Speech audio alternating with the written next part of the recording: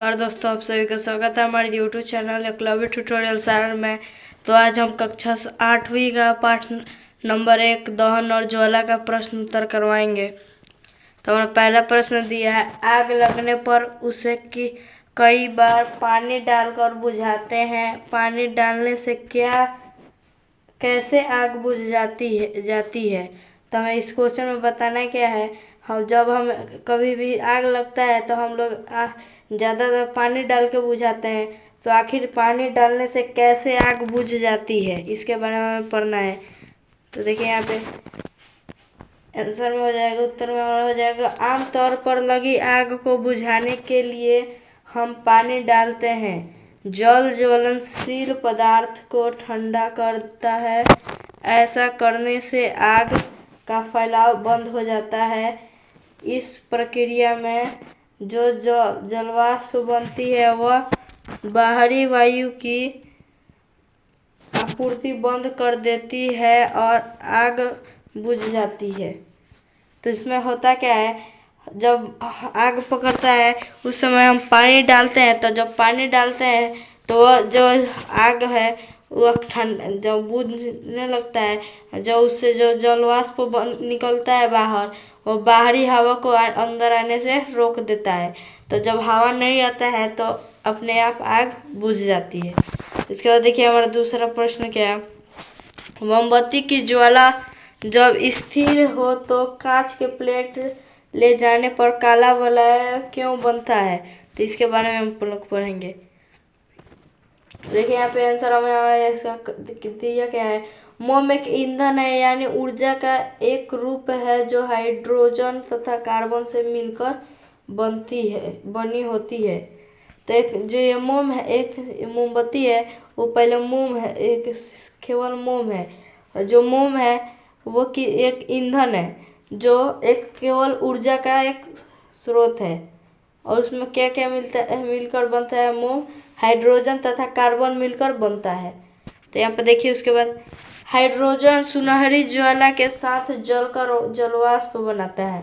जो हाइड्रोजन है वो सुनहरी कलर का जब जलता है तो वो सुनहरी रंग का हो जाता है और जलकर जलवाष्प बनाता है। उसके बाद यह कार्बन को भी जलाता है।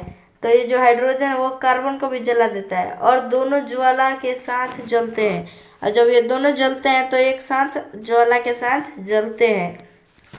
लौ के इस दूसरे हिस्से में मोम के जलने से बाद बना कार्बन मौजूद होता है, जिसके कारण कांच के प्लेट ले जाने पर काला वलय बनता है। तो इसमें होता क्या है, जब मोम और जब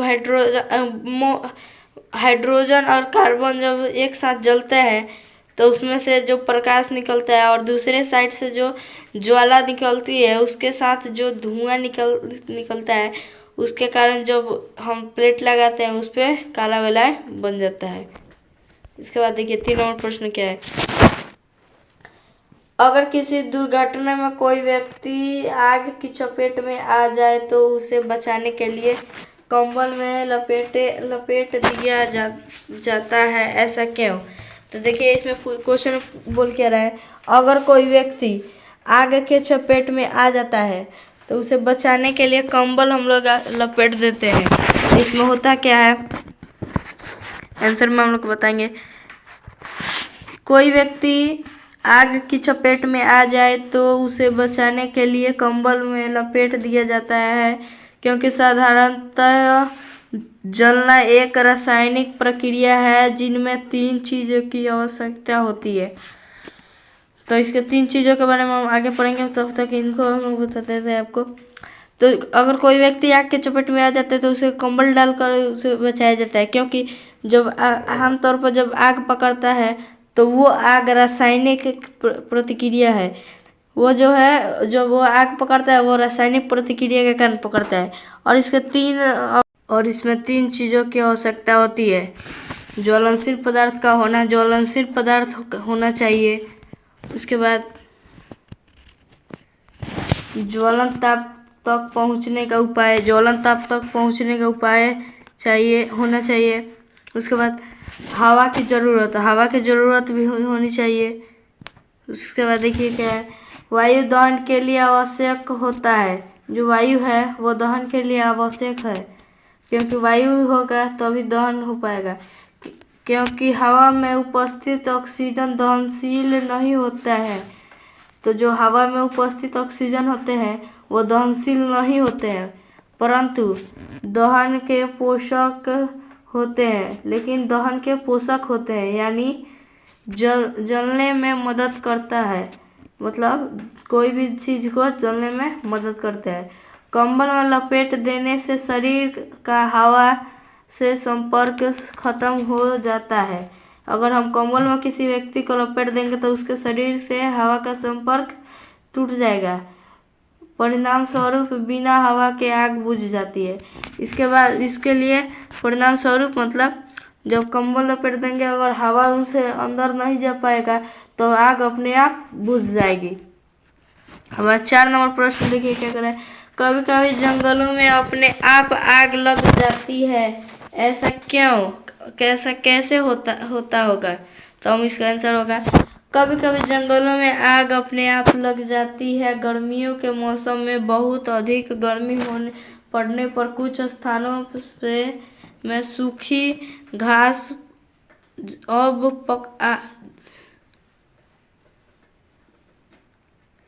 सूखी घास, यहाँ पे आग होगा, यहाँ पे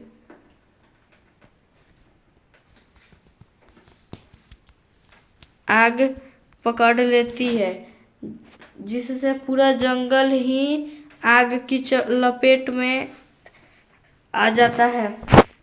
तो देखिए गर्मियों के दिनों में होता क्या है, जहाँ पे सूखी, जैसे में यहाँ से सूर्य का प्रकाश यहाँ से पड़ेगा, यहाँ पे सूखी जो घास है, सूखी घास है, इन पे जब सूर्य का प्रकाश पड़ेगा तो ये जल जाएगी। ज़्यादा इस पे अगर इसका यहाँ पे ज़्यादा यहाँ पे अगर यहाँ पे तापमान यहाँ पे ज़्यादा हो जाएगा, इस आग पे ज़्यादा तापमान पड़ेगा तो ये आग अपने आप, ये जो घास है ये अपने आप जल जाएगा। जब जलेगा तो जंगलों में भी आग पकड़ लेगा, और जब जंगलों में जब आग पकड़ेगा तो ये सारे पेड़ पौधे में आग पकड़ लेता है, जिसे दावानल कहते हैं। जब ये आग पकड़ लेता है जंगल में अपने आप से, जब आग पकड़ता है तो उसे दावानल कहते हैं। गर्मी या पेड़ और पेड़ के बीच घर्षण से उसका तापमान बढ़ जाता है और धीरे धीरे वह तापमान पर पहुंच जाता है जहां पदार्थ जलना शुरू कर देता है। इस प्रकार जंगलों में स्वतः आग लग जाती है। और अगर धूप से अगर घास नहीं जलेगा, उसके बाद एक और चीज़ के कारण आग पकड़ लेता है। जब यहाँ पे 2 पेड़ है, मान लीजिए ये पेड़ है, ये भी पेड़ है, अगर इस पे हवा बहती है, इधर से हवा बहेगी तो ये दोनों एक आपस में टकराएंगे। जब टकराएंगे तो इसमें घर्षण होगा, और जब घर्षण होगा तो ये गर्म हो जाएंगे, अपने आप चिंगारी बिक कर ये आग पकड़ लेंगे। उसके बाद देखिए, गोलू ने आधा पेट्रोल तथा आधा पानी लेकर एक मिश्रण बनाया। उसने एक कपड़े को इस मिश्रण में भिगो दिया। इसके बाद एक माचिस की तीली से इसे जलाया और आग लगी पर कपड़ा नहीं जला, ऐसा कैसे हुआ? तो इसमें जो गोलू है वो आधा पेट्रोल लिया और आधा पानी लिया और उसको एक कपड़े में भिगो दिया। उसके बाद उसमें जब आग डाला तो वो जो कपड़ा है वह नहीं जला। इसके ऐसा क्यों होता है, इसके बारे में हम लोग यहाँ पे पढ़ेंगे।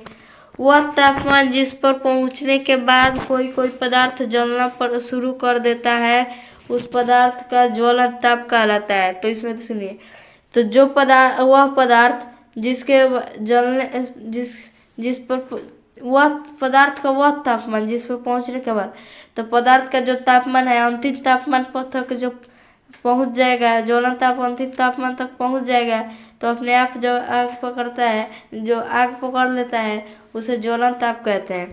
तो इसके बाद देखिए, पेट्रोल का ज्वलन ताप पानी के ज्वलन ताप से कम होता है। तो जो पेट्रोल का ज्वलन ताप है वो पानी के ज्वलन ताप से कम होता है, जिसके कारण पेट्रोल पहले आग पकड़ लेता है और पानी से भीगी तौली ज्वलन ताप तक नहीं पहुंचते हैं, जिसका कारण वह जलने से बच जाते हैं। तो होता क्या है, यहाँ पे जब पेट्रोल का ज्वलन ताप कम है तो वो जल्दी से आग पकड़ लेगा, और जो पानी का ज्वलन ताप ज़्यादा है तो वो आग जल्दी से नहीं पकड़ेगा। तो जब तक पानी रहेगा तौली में तब तक आग नहीं पकड़ेगा, और आग पकड़ेगा तो कपड़ा को नहीं जला पाएगा। इसके बाद माचिस को जलाने के लिए उसे माचिस के डिब्बे से रगड़ा जाता है। ऐसा क्यों? तो जो माचिस है, ये मान लीजिए माचिस है हमारा, इसको तीली को जलाने के लिए हम लोग यहाँ इस डिब्बे पर रगड़ते हैं, तभी यहाँ पे आग पकड़ता है। ऐसा क्यों? अब इसके बारे में पढ़ेंगे। क्योंकि लाल फास्फोरस अपने आप आग नहीं पकड़ता, बल्कि रगड़ने पर ही जलता है।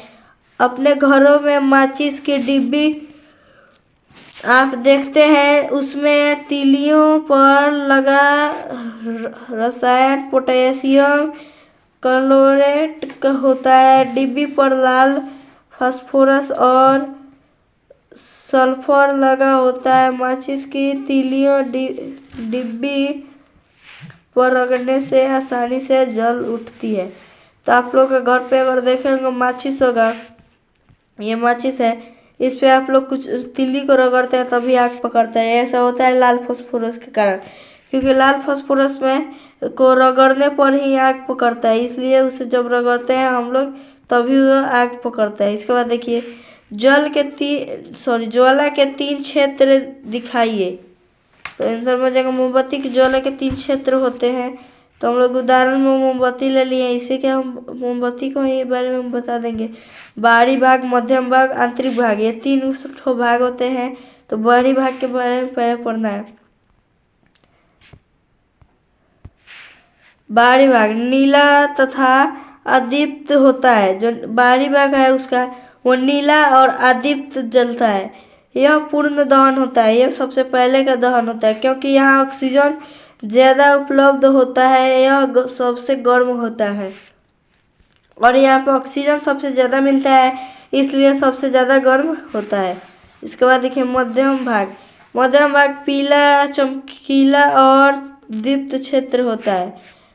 तो जो मध्यम भाग है वो पीला, जो पीला में जो चमक होता है उस टाइप का, उस कलर का होता है। इस भाग में पूर्ण दहन नहीं होता है। तो इस भाग में जो पूर्ण दहन है वो नहीं होता है, क्योंकि यहाँ पे ऑक्सीजन की मात्रा कम होती है। इसके बाद देखिए आंतरिक क्षेत्र। आंतरिक क्षेत्र बत्ती के एकदम नज़दीक होता है। यह काला रंग का होता है, क्योंकि कार्बन के कुछ कण बस जाते हैं। यह सबसे कम गर्म क्षेत्र होता है। तो देखिए सब, जैसे भी एक मोमबत्ती का ये लौ है, इसके जो ये बत्ती जल रहा है इसके सबसे नज़दीक में है वह है आंतरिक क्षेत्र। यहाँ पे जो इसका रंग जो है वह काला जलता है, क्योंकि यहाँ पे ऑक्सीजन सबसे कम होता है, इसलिए ये काला जलता है। इसके बाद 8 नंबर प्रश्न देखिए। घर में आग से होने वाली असावधानी से बचने के लिए आप क्या क्या करते हैं, इसकी चर्चा अपने दोस्तों के साथ कीजिए। आंसर हो जाएगा घर से आग से होने वाली सावधानियों से बचने के लिए उपाय। पहला हो जाएगा हमारा अति ज्वलनशील पदार्थ को सुरक्षित या आग से दूर रखना। तो जो ज्वलनशील पदार्थ है वो जल्दी से आग पकड़ देते हैं, उनको सुरक्षित जगह पर रखिए। दूसरा, जहाँ तहाँ आग को ले जाने से बचाना। अगर आग लग गई है तो उसे अलग अलग जगहों पे ना जाए, उसे बचाना चाहिए। फिर तीसरा में हो जाएगा सिगरेट, बीड़ी इत्यादि को सुरक्षित जगह पर सेवन करने के लिए प्रेरित करना। अगर कोई मान लीजिए अगर सिगरेट बीड़ी आपके पास ही पी रहा है, जैसे सिगरेट अभी पी रहा है वो, तो उसे दूर जा कहिए कि आप दूर जाकर जहाँ पे कोई लोग ना हो, वहाँ पर सुरक्षित आप हो, वहाँ पे आप जाकर वो पीजिए। 4 नंबर जगह गर्मी के दिन में बहुत सुबह तथा रात में खाना बनाने के लिए चूल्हा जलाने के लिए प्रेरित करना। मतलब जैसे गर्मी के दिनों में बहुत सुबह में आप खाना बना लीजिए और रात को मतलब शाम के समय में बहुत रात आप लोग रात में बनाइए, क्योंकि आप जो जितने सवेरे बनाए जितने जल्दी बनाइएगा, आप मान लीजिए कभी सुबह में नहीं बनाए आप दोपहर में बनाइएगा तो आपको गर्मी भी अधिक महसूस होगी और आग पकड़ने का भी समस्या होता है। उसके बाद आग को तेज हवाओं से दूर रखना चाहिए। अगर मान लीजिए यहाँ पे आग जल रहा है, यहाँ से हवा आएगा तो ये जब ये उड़ी आएगा, आग जब उड़ेगा तो जहाँ पे इधर मान लीजिए यहाँ पे कोई खरपतवार है तो यहाँ पे भी आग पकड़ेगा, घर है यहाँ पे भी आग पकड़ लेगा। इस प्रकार से पूरा गांव को भी दिक्कत हो सकता है। उसका बाद विस्फोट पदार्थ को ठीक ढंग से रखना चाहिए। तो जो पदार्थ फटने वाला है, जलने वाला है, जो धमाका होने वाला जो पदार्थ है उसको अब सुरक्षित जगह पर रखना चाहिए। पार्टी विवाह आदि के अवसर पर विशेष सावधानी बरतनी चाहिए, क्योंकि पार्टी वार्टी में जब हम लोग पीते हैं, कोई आदमी सिगरेट पीता है, वो पीकर कहीं भी बिक देगा तो आग पकड़ने का ज़्यादा चांस होता है। या फिर दारू पीते हैं तो उसमें भी पेट्रोल की मात्रा होती है, अगर वो दारू कहीं गिर जाती है और गलती से उसमें आग पकड़ लेता है तो दिक्कत होता है।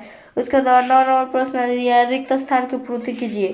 तो ये पहला क्वेश्चन क्या है, वह न्यूनतम तापमान जिस पर कोई पदार्थ जलना प्रारंभ करता है उस पदार्थ का डैश कहलाता है।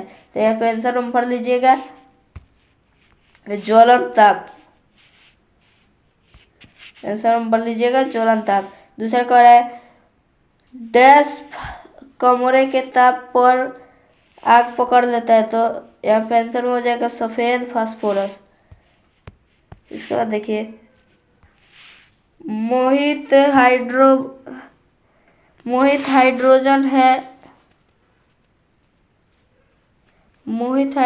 है जो सॉरी यहाँ पे मोहित नहीं होगा, यहाँ पे मोम होगा।